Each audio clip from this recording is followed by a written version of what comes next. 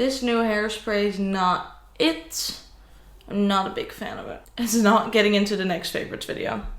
Hello, what's up, and welcome back to another rapid fire favorites video. Today we are going to be discussing my winter favorites, aka my favorites from October, November, and December of last year. I'm once again super late, but let's just get into it, shall we? We're once again going through it quickly, just like with every favorites video. So starting off with the media category, as always. I have 3 books here to discuss. I read a little bit more, but these are the ones that I want to discuss in this video. First of all, we have to talk about Indelicacy by Amina Kane, because this is this is my favorite book I read in all of 2021. How would I describe this? It kind of has my year of rest and relaxation vibes. It's about class, it's about womanhood, and just a woman's place in general. It's really short, you can get through it in one day like I did, but it's just so good. I have an entire video just on this book. Highly, highly, highly recommend that you pick this up. If there's one thing you're getting from this video, make it this book. Then next up, I also read The Picture of Dorian Gray. This is very accessible, but it also has a lot of thematic, moral depth to it, so I highly recommend that as well. And then I also read George Orwell's Books v. Cigarettes. This is a collection of short essays. It's actually really good to read when your friends are late to your meetings, if that makes any sense. Like, one of my friends got stuck in traffic for like an hour when we were supposed to meet up at the museum,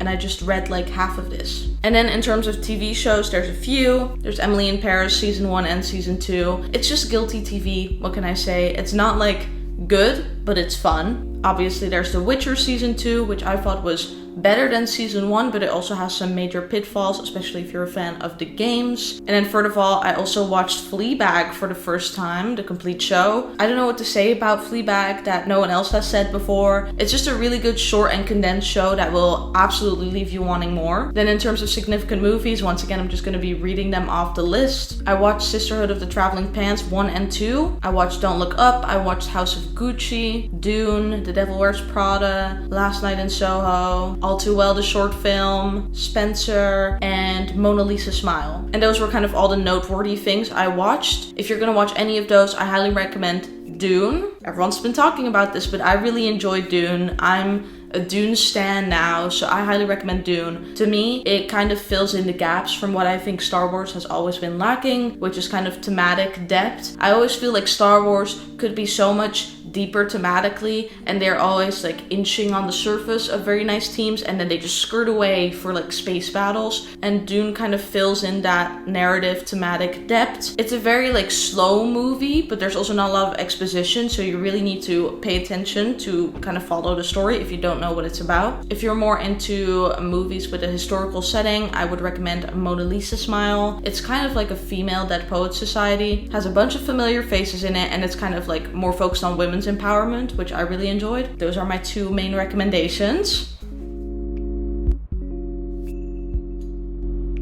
And then we can get into the fashion category, shall we? As always, we are going fashion accessories first, so let's get started with that. First of all, I have this little vintage bee scarf. I thrifted this a while back, but I never really wore it until now, when I figured out that you can wear it as a headband and it kind of gives a very nice 70s look. So I wore it a lot as a headband during the last 3 months, and I just think it gives like a little groovy flair to your outfits. It's kind of like an easy way to fix your hair if you don't know what to do with it. Then next up, I have these black leg warmers because I did fall headfirst into the micro trend ballet core pitfall. Honestly, I want to dress more ballet core, more feminine, more skirts. So this is kind of the route that I'm going to. And honestly, I did not regret buying these leg warmers, because whenever I did wear skirts in December, it was always super cold. So the leg warmers are like a super easy, fashionable way to fix your cold leg in the winter problem. They're cute and they're functional. What more do you want? Then in terms of necklaces, I have 3 I want to quickly talk about. First, I have this clock necklace that I quickly made before a friend came over. I had the clock laying around. I've kind of been obsessed with those Sweaty Pigeon clock chokers, so this was kind of my DIY reaction to that. I do really still want to make an actual clock choker, but this was what satiated the need for now. How did I get them stuck together in these 5 minutes that I've had them in my hands? Then partly for my visit to the Tower of London, I kind of made my own Anne Boleyn necklace. I transferred this little initial charm to this pearl necklace that I just cut and added a hook to, and I'm just obsessed with it. I kind of still want like an actual Anne Boleyn necklace, but for now, once again, this will do. And then first of all, I found this novelty bat necklace amongst my stuff when I was back home in December, and I just think this is a super cute and quirky accessory. I don't know, something about this just screams material girl. I got these little golden sword earrings. I'd been looking for earrings like this for a while, and so this was kind of like my Black Friday treat to myself. I've basically been wearing these every day. I had to fight the urge to put them on today. Actually, I might put them on. They're just so cute. They go with everything. Say bye to the hoops. And then the last accessory I want to mention is my V&A tote bag. This is so cute, so stinking cute. However, I did spot someone in my grocery store once with the exact same tote bag, and that was a very intense experience because once again I found out I'm not as unique as I thought, and that's very heartbreaking. Let's go into the actual fashion pieces now. Starting off, I got this chocolate brown turtleneck from my parents. Can't go wrong with that. It's super easy to style, and turtlenecks like this are just an absolute staple, an absolute must. You need them in every color. And then also for my parents, I got this white cardigan, which is super cute. It does have some pulls that I need to fix, but you don't see that. I've just been wearing this to death. What can I say? I think that speaks for itself. It's super cozy, super easy to style, and super comfortable. And then finally, we have this Zara sweater that I got during Vlogmas. This was kind of a step out of my comfort zone, but turns out I really, really like this style, and I really enjoy this style. I'll have to step out of my comfort zone more often. As I said, I want to dress more feminine, quirky, long maxi skirt, leg warmer, ballet core kind of style, if that makes sense. And this was definitely a step in the right direction. I want my whole wardrobe to be like this. And then for bottoms, I have these glittery flared pants. The last time I wore these antiquing, I got like 4 compliments from random strangers. So that says enough. They're very flattering, they're very eye-catching, and they're surprisingly casual. And then I also have this maxi skirt that I stole from my mom, which you've seen everywhere probably because I've been wearing it non-stop. Wearing a skirt like this is just exactly the style direction I want to go in. It makes me feel so cute. Let's get into the beauty category now.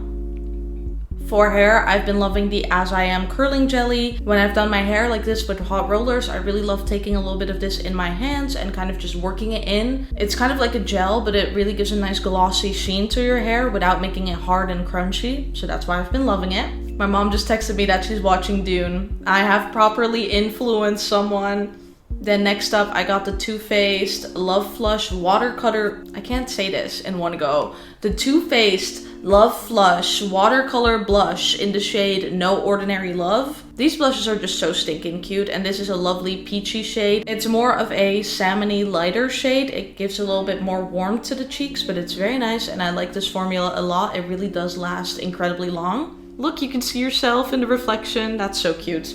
And by yourself, I mean the camera. You're a camera.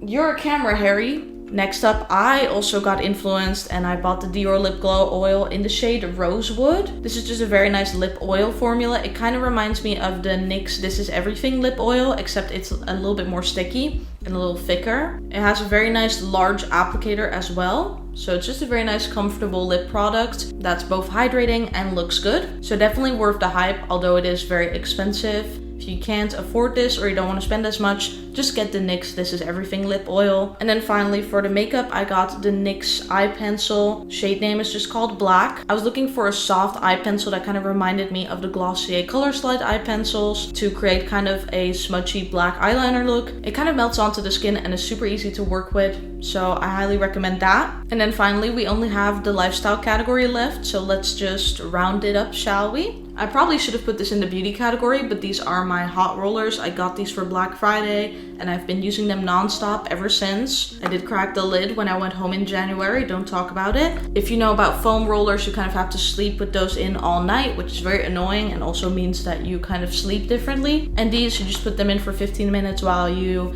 eat your breakfast or do your makeup and your hair's done. However, since it does use heat, I do recommend using a heat protectant spray with it. But other than that, if you like this kind of old Hollywood Hollywood soft wave kind of look. I cannot recommend Hot Rollers enough. These have changed my life. And then finally, if you watch the vlogs, you know I was obsessed with these during December. These are 2 old bedazzled sidekicks or hip top slides. These are literally works of art. I don't know why we stopped making cute tech like this. They don't really function anymore as phones. The servers for them have shut down, but they're so cute just to use as little props. I feel like right now with art tech being so unlimited in all of its uses, it can be so overwhelming. So it's kind of nice to return to these kinds of tech or, you know, old Nintendo 3DS's and playing Animal Crossing New Leaf on there because the options are more limited, so it's not like as overwhelming. What's that? This video is over? That's all the favorites? Oh my god, that's so shocking. Thank you. So yeah, those were my favorites for these months, as always. I hope you enjoyed this little favorites video. If you did, don't forget to leave a like, comment, and subscribe, because all of those things will help me out on my YouTube journey. And I will see you in the next video. Bye!